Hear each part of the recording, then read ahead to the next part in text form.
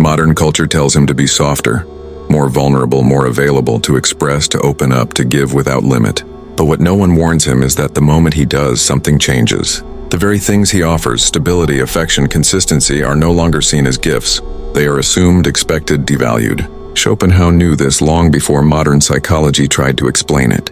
He saw what others refused to see, that relationships are not built on fairness or affection, but on silent negotiations of power and utility. Not what you feel, but what you're worth. Not who you are, but what you provide. He did not speak of this with resentment. He spoke with clarity. Women, he argued, are not cruel but calculating instinctively. Nature has made them that way. And a man, unless he understands this truth, will live in confusion, always asking what he did wrong, always assuming the failure was his fault. But the truth is darker. It wasn't that you failed her. It's that you fulfilled your role. And once your usefulness ended, so did the illusion. This isn't a message designed to make you angry. It's designed to wake you up. Because the man who sees reality, no matter how painful, is stronger than the one who clings to lies. Schopenhauer did not promise comfort. He offered clarity. And it starts with seeing exactly how and why you're being used. Every interaction between a man and a woman carries a cost, even if no one speaks of it. Beneath the surface of charm, laughter, and shared moments, a silent exchange is taking place. It's not about love, it's not about connection. It's about value. Measured, weighed, calculated. A man believes he's building something. Trust, intimacy, a future. But what he's really doing is paying with his time, his attention, his protection, his status. These are not gifts in a woman's eyes. They are the baseline, the minimum price of entry. And once he stops paying, whether through fatigue, failure, or just a moment of vulnerability, the balance shifts. She begins to reassess, her instinct kicks in. The illusion starts to slip. Schopenhauer saw it with brutal clarity. He understood that what appears as affection is often strategy. Not always conscious, not always malicious, but instinctual. Women do not love the way men want to be loved. They love what is useful. They love what secures them. They love what elevates them. The moment that utility fades, their loyalty does too. And the tragedy? Most men never even know the transaction took place. They think they were chosen for who they are, for their heart, their honesty, their commitment. But that's not what was being evaluated. They were measured for their usefulness and they were used accordingly. This isn't bitterness, it's biology. It's the deep architecture of human behavior that no fairy tale can overwrite. Men give because they believe it will lead to love. But in many cases, what it leads to is exploitation wrapped in affection. To be needed is not the same as being loved. And until a man understands the difference, he will keep paying blindly until he has nothing left to give. In the modern world, a man's attention is the new form of currency. And it's being drained every day without him realizing it. Not with force, but with smiles, glances, and subtle cues designed to extract value while giving nothing in return. A woman doesn't need to want you to want what you give. She only needs you to look, to chase, to offer your time and focus. That alone is a form of power. She doesn't have to sleep with you. She doesn't even have to like you. Your attention validates her. It reassures her value in the social market. It confirms she still has control. And as long as you're giving it freely, she has no reason to give anything back. You are already giving her what she needs. This is not a conscious plan. It's deeper than that, it's instinct. A survival strategy shaped by centuries of evolution. The woman who could attract attention without giving herself away, gained power without risk. And in today's world of screens and endless connection, that dynamic is stronger than ever. Men are taught to pursue, to prove themselves, to keep showing up, texting, complimenting, hoping. But most don't realize they're playing a game that was rigged from the start. Their attention is being harvested, not reciprocated. It's treated like an endless resource, something disposable, something cheap. Schopenhauer didn't write about Instagram, but you have washed to this point. We believe you found value from this video. Do well to subscribe, like, and share this content so you don't miss out on other of our psychology and philosophy contents. Now let's continue. Understood the principle. That which is easily given is never respected. And a man who throws his attention at every beautiful face will be used by them all. The man who learns to protect his gaze, who gives his time and focus like it matters, is the one who reclaims power. Until then, he remains a tool. Not seen, not chosen, just used. A man is told to open up, to be honest, to show emotion. He's told that vulnerability is strength, that women want depth, not just surface. So he listens. He drops the armor. He speaks from the heart. He reveals his fears, his doubts, his struggles. And slowly, without realizing it, he begins to unravel in her eyes. She doesn't attack him. She doesn't walk away immediately. But something changes, the air shifts, the admiration dulls, the attraction fades. What was once seen as stoic and dependable now feels exposed and weak, not because she hates his vulnerability, but because nature does. Schopenhauer understood that human desire is not shaped by ideals. It is shaped by instincts. A woman may say she wants openness, but her biology is watching something else. Strength, control, certainty. When a man bleeds emotionally, something ancient in her recoils, not out of cruelty, but out of survival. Women seek protection, not confession. They are wired to find the man who can carry the weight, not the one collapsing under it. Vulnerability sounds noble in theory, but in practice it disrupts the primal dynamic. It asks a woman to be the anchor when she was searching for one. This is the paradox. The man who hides his pain is seen as distant. The one who reveals it is seen as fragile. Either way, he loses unless he understands the game. Strength isn't loud, it's not about pretending. It's about control, not of others, but of himself. When a man masters his silence, not out of fear but out of discipline, he becomes what women claim they want but rarely understand. Dependable without dependence, open without spilling, present without begging. She may ask for your truth, but what she truly respects is your restraint. Most men live under the belief that they choose the women they pursue. That desire comes from them, that they are the initiators, the hunters, the ones in control. But the truth is far more unsettling. The choice was never theirs.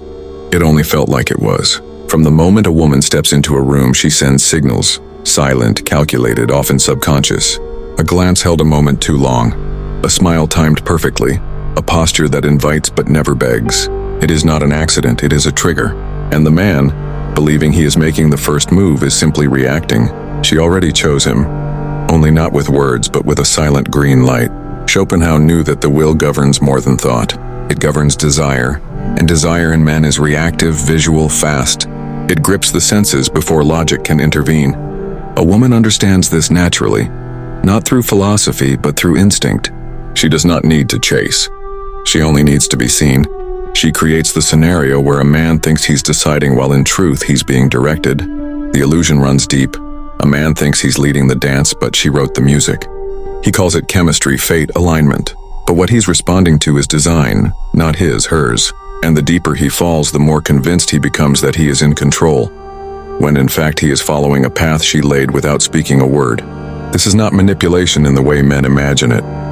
It is older than that, simpler, more elegant. It is the quiet power of selection without pursuit. And by the time a man realizes he was never the chooser, he's already playing a role in a story he didn't write, believing it was his from the start. In the modern world, attention is currency, and no one spends or collects it more strategically than women. A glance, a like, a fleeting compliment all seem harmless on the surface, but they are part of a deeper transaction. One where validation is given just enough to keep a man circling, never enough to let him land. A woman's beauty, Schopenhauer might argue, is not just a passive trait. It is an asset. It doesn't need to do anything. It simply exists, and in doing so generates value. Not because of what it is, but because of what men are willing to give for it. Time, energy, focus, sometimes even their future. And the more men pay, the more value it accumulates. The system is efficient. Attention flows to the most desirable, not necessarily the most deserving. A man pours himself into proving his worth, trying to win a presence that was never scarce to begin with. She is not cruel for leveraging this. She is simply playing the game she was born into, one where her worth is measured by how many want her, not how deeply. This is not seduction, it's economics. A woman learns early that her attention is power, and power once recognized is never given freely, never enough to satisfy, only enough to sustain the illusion of progress. Men believe they are making headway, that persistence will be rewarded, but most are not approaching a finish line. They're running in a circle, unaware the rules were set from the beginning. Because in the marketplace of desire, it is not the one who offers the most who wins. It is the one who understands that attention once spent carelessly is never returned. Men are raised to believe that power comes with a cost, that to lead, to decide, to have influence, you must carry the weight of consequence. But women, Schopenhauer would argue, often possess a form of power that escapes this burden entirely. It is not tied to authority, accountability, or action. It's embedded in suggestion, presence, and emotional leverage. And unlike male power, it is rarely questioned, never taxed, and almost always invisible. A man who fails is held to account. He must explain, rebuild, and prove his worth all over again. But when a woman's decisions lead to chaos, heartbreak, or destruction, blame often drifts elsewhere. The narrative bends, circumstances are invoked, emotion becomes justification. The same society that demands stoicism from men offers shelter to women, even when they shape the outcomes from behind the curtain. This imbalance is not about justice, it's about perception. Male power is direct, and so it is feared, checked, resisted. Female power is elusive, and so it is underestimated. But what's unseen can be more dangerous than what's declared. A whisper can steer a decision. A tear can stop an argument. A retreat into victimhood can shield someone from judgment, even when they held the match that lit the fire. This is not about blame, it's about clarity. When power moves in shadows, it escapes scrutiny. When it wears the mask of vulnerability, it is never held responsible. And so men are left navigating a world where the rules only seem to apply in one direction, where strength is punished and softness is weaponized. Schopenhauer did not romanticize this. He saw it as a truth others were too afraid to name. That power, when unclaimed and undefined, can do more than dominate. It can reshape reality without ever being seen at all. A man believes he chooses, that his desire, his will, his pursuit is entirely his own. But Schopenhauer saw through this delusion. The path he walks toward a woman is not built by logic or freedom, but by compulsion disguised as attraction.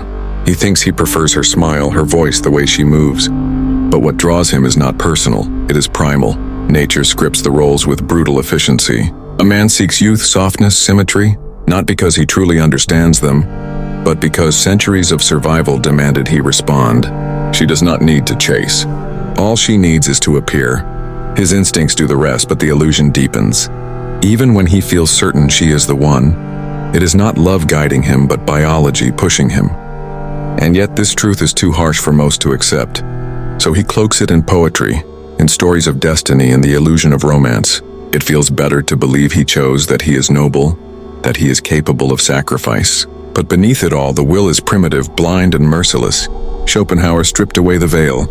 What we call love is nature's trick, bait for the trap of reproduction. And once the trap closes, the story changes. Desire fades, beauty withers, the illusion breaks, and what remains is often resentment. A man wonders where the woman he loved has gone, but she was never there. She was an image projected by his need, sustained by her performance. And when that performance ends, so does the magic. Yet he continues again and again, chasing the same mirage in different forms, unable to admit that what he seeks cannot be found, because it was never real to begin with. This is why so many men live lives of quiet disappointment. They cannot let go of the dream even as it consumes them. They blame themselves or women or fate, never realizing that the game was rigged long before they entered it. Schopenhauer did not offer comfort, he offered clarity. He said, "To understand love is to see through it, to strip it of its masks and face its cruelty." Few dare to do this. Most would rather suffer the illusion than endure the truth. But the man who dares gains something rare, freedom. The freedom to step outside the cycle, to stop offering his soul in exchange for a smile, to stop bleeding his life into the hands of those who only take because they can. This freedom is not easy, it is lonely. It requires a man to stand apart, to walk without the hand he was told would complete him. But in that solitude lies strength. A man who no longer chases illusions becomes ungovernable. He no longer bends to promises or threats. Is the beginning of wisdom. The world calls it bitterness. They say he is cold, damaged, broken, but what he truly is awake. And once awake, he can never again sleep inside the dream. Men fear this awakening because it strips them of comfort. Women fear it because it strips them of control. Society fears it because it strips away the stories that keep people compliant, hopeful, willing to sacrifice. But the truth does not need approval. It does not soften itself to be liked. It simply is, sharp, merciless, and undeniable. Look at the men who give everything. Their time, their energy, their money, their youth. What do they receive in return? Conditional affection, temporary loyalty, attention that shifts the moment a better offer arrives. This is not love, this is transaction. And yet they keep giving, hoping that this time it will be different, that this time sacrifice will be rewarded. But the pattern repeats because the structure never changes. A man is valuable for what he can provide.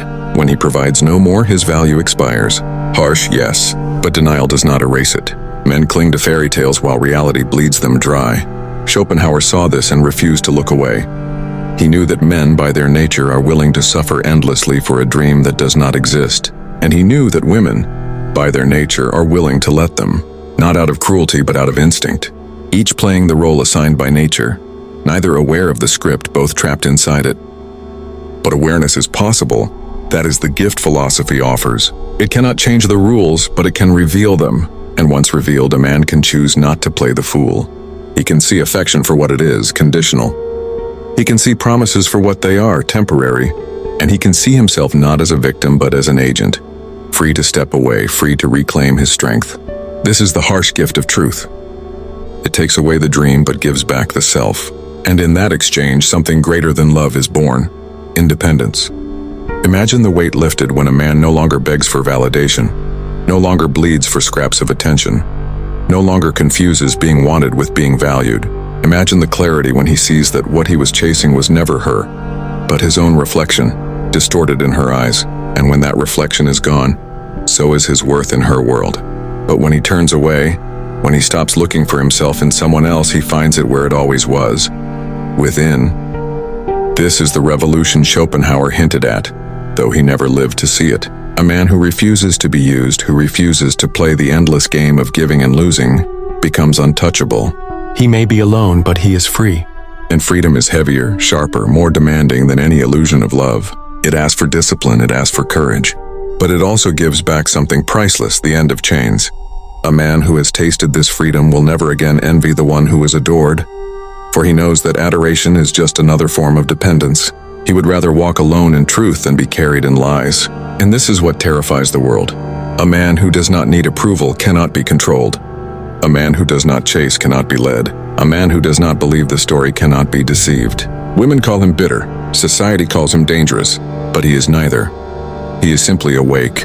And awakening has always been the enemy of systems built on illusion. That is why such men are mocked, shamed, silenced. Because if more followed, the entire game would collapse. Relationships, economies, even cultures are sustained by the belief that men must give without end and that women must be the reason why. Remove that belief and what remains? A different world, one that no one is ready for. But slowly, cracks appear. Men begin to question. They begin to notice the patterns, the cycles, the way their sacrifices are consumed and forgotten. And once the question forms, it cannot be undone. Why do I give? What do I gain? What is the cost of this endless offering? Schopenhauer asked these questions long before modern men dared, and he paid the price of ridicule. But time has proven him less cruel than clear. The truths he named are visible everywhere, only now wrapped in new language, new excuses, new distractions. Yet the core remains: men bleed, women take, society cheers. The cycle repeats, but not all men will stay asleep. Power. Not power over women, not domination, but sovereignty over themselves. The power to choose where their energy flows, to stop pouring it into empty wells, to stop mistaking attention for affection and affection for love. This is the quiet revolution. Not loud, not violent, but personal. One man at a time, stepping off the path laid for him and onto one he carves himself. He may be misunderstood, he may be hated, but he will not be used, and that alone is victory. Schopenhauer saw the chains, he did not break them for us. That task belongs to each man willing to face the truth. The question is not whether women will use you. They will. The question is whether you will allow it, whether you will live blind, comforted by illusions, or awake, armed with clarity. The choice is cruel, illusions are warm. Truth is cold, but only one sets you free. And freedom, though it asks everything of you, gives back more than the world ever could. This is the path, few walk it, but those who do never return to sleep. Most men will dismiss these words. They will say, not all women. They will cling to exceptions, to rare moments of tenderness, to stories that soothe.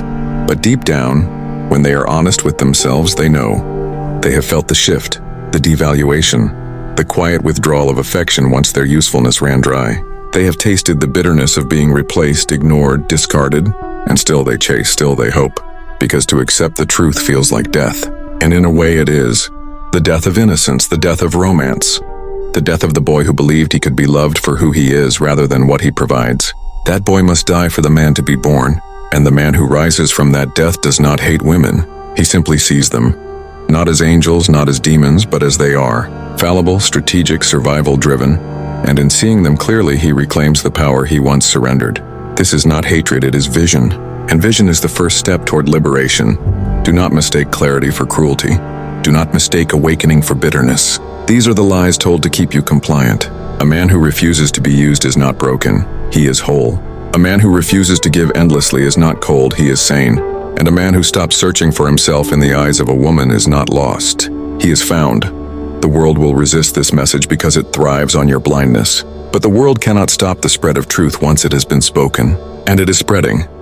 Men everywhere are beginning to see, some quietly, some loudly, some in anger, some in calm, but all in recognition that something is wrong, and that the price of pretending otherwise is too high. Schopenhauer's words, once dismissed as cruel, now echo as prophecy. The illusions are breaking, the dream is fading, and in its place stands the raw, unpolished truth. It hurts, it cuts, but it also cleanses. It strips away the rot and leaves behind something unshakable, clarity. Clarity that does not fade with beauty, does not depend on affection, does not crumble when abandoned. Clarity that says, I am enough, not because she wants me, but because I exist. And once a man stands on this ground, no woman can use him again, because use only works on those who need, and he needs nothing but himself. This is the final freedom, the one truth worth the pain, the one awakening worth the loss. Few will find it, fewer will keep it. But those who do will walk as giants among men. They will not be controlled by promises of love. They will not be broken by rejection. They will not be drained by endless giving. They will stand still while the world demands they kneel.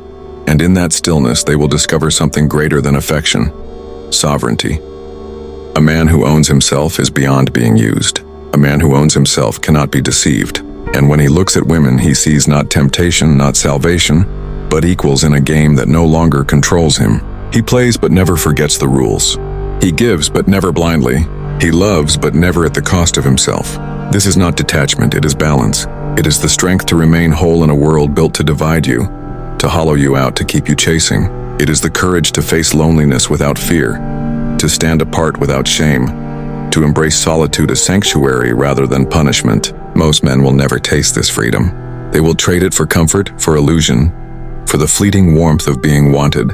But the few who endure the cold truth, who let it strip them bare, will rise into a different life. One where love, if it comes, is chosen freely, not begged for. One where giving is a gift, not a sacrifice.